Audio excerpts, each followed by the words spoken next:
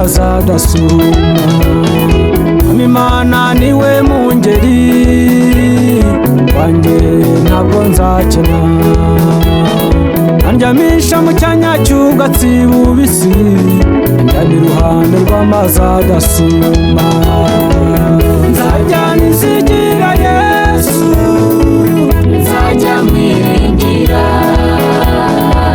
nzamuhoza ku mutima wanjye, kuko niho ndengera iteka. nzajya nizigira Yesu, nzajya mwiringira, nzamuhoza ku mutima wanjye, kuko niho ndengera iteka.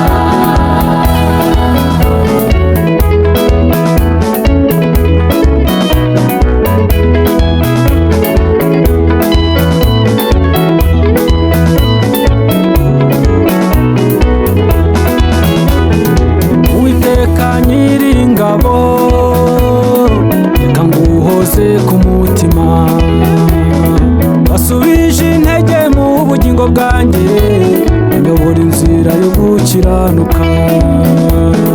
Naho naca mu gikombe cy'urupfu, sinzatinya ndi kumwe nawe.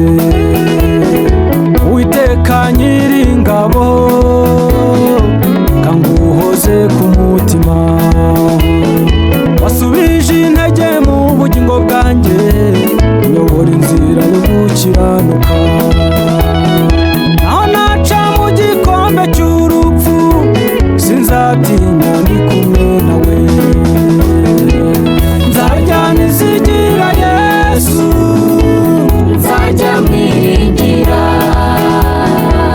nzamuhoza ku mutima wanjye, kuko niho ndengera iteka. nzajya nizigira Yesu, nzajya mwiringira, nzamuhoza ku mutima wanjye, kuko niho ndengera iteka.